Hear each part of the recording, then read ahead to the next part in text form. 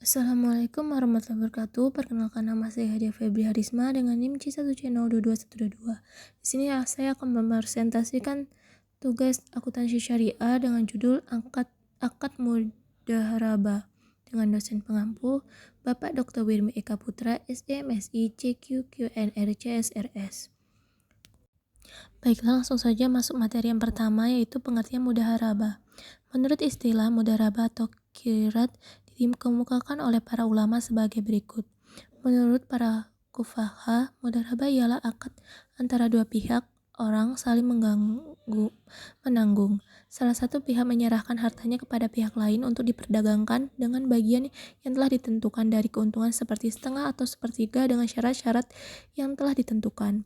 Menurut Hanafiyah, mudharabah adalah memandang tujuan dua pihak yang berakad yang berserikat dalam keuntungan laba karena harta diserahkan kepada orang lain dan yang lain punya jasa mengelola harta itu. Maka mudharabah ialah akad syirkah dalam laba satu pihak pemilik harta dan pihak lain pemilik jasa. Malikiyah berpendapat bahwa mudharabah ialah akad perwakilan di mana pemilik harta mengeluarkan hartanya kepada orang lain untuk diperdagangkan dengan pembayaran yang ditentukan, atau emas dan perak. Materi selanjutnya yaitu landasan syariah mudharabah.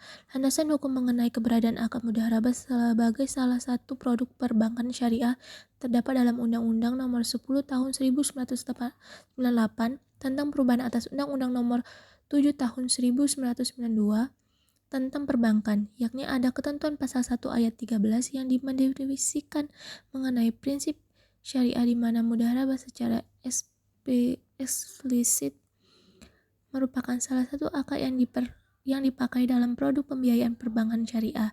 Di tahun 2008 secara khusus telah diatur mengenai Undang-Undang Nomor 21 Tahun 2008 tentang perbankan syariah, antara lain yakni pasal 1 angka 25 yang menyebutkan bahwa pembiayaan adalah penyediaan dana dan tagihan yang disamakan dengan itu berupa transaksi bagi hasil dalam bentuk mudharabah dan musyarakah.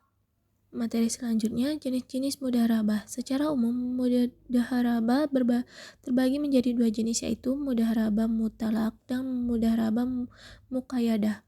Yang pertama, mudharabah mutlak adalah bentuk kerja sama antara syahibul mal dan mudharib dan cakupannya sangat luas dan tidak dibatasi oleh spesifikasi jenis usaha, waktu, dan daerah bisnis. Dalam pembahasan fikih, ulama salafus saleh seringkali dicontohkan dengan ungkapan if'al ma syita, lakukan sesukamu, dari syahibul ma'al ke mudharib yang memberi kekuasaan sangat besar. Yang kedua, mudharabah muqayyadah atau disebut juga dengan istilah resid mudharabah atau spesifik mudharabah adalah kebalikan dari mudharabah mutlak.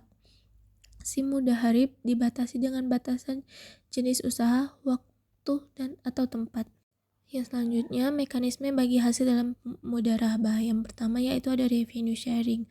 Perhitungan bagi hasil dengan menggunakan revenue sharing ialah berasal dari nasabah dikalikan dengan pendapatan sebelum dikurangi biaya. Yang kedua, profit atau loss sharing. Perhitungan bagi hasil dengan menggunakan profit loss sharing merupakan perhitungan bagi hasil yang berasal dari nisbah dikalikan laba usaha sebelum dikurangi pajak penghasilan. Pendapat kotor dikurangi dengan pokok penjualan, biaya-biaya atau biaya administrasi dan umum, biaya pemasaran, biaya penyusutan, dan biaya lainnya, sama dengan laba usaha sebelum pajak. Laba usaha sebelum pajak dikalikan dengan nisbah yang disepakati, merupakan bagi hasil yang harus diserahkan oleh nasabah kepada bank syariah. Selanjutnya, standar akuntansi keuangan atau PSAK 105.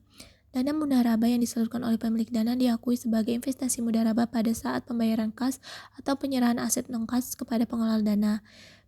PSAK 105 paragraf 12, pengukuran investasi mudharabah adalah sebagai berikut. Investasi mudharabah dalam bentuk kas diukur sebesar jumlah yang dibayarkan investasi mudharabah. Dalam bentuk aset non-kas diukur sebesar nilai wajar aset non-kas pada saat penyerahan. Jika nilai wajar lebih tinggi daripada nilai tercatat diakui, maka selisih diakui sebagai keuntungan tangguhan dan diamortisasi sesuai jadwal waktu akad mudharabah. Jika nilai wajar lebih rendah daripada nilai tercatatnya, maka selisih diakui sebagai kerugian. PSAK 105 paragraf 13. Jika investasi mudharabah turun sebelum usaha dimulai disebabkan rusak atau hilang atau faktor yang lain, bukan kelalaian atau kesalahan pihak pengelola dana, maka penurunan nilai tersebut diakui sebagai kerugian yang mengurangi saldo investasi mudharabah. PSAK 105 paragraf 14. Sekian presentasi dari saya akhiri. Wassalamualaikum warahmatullahi wabarakatuh.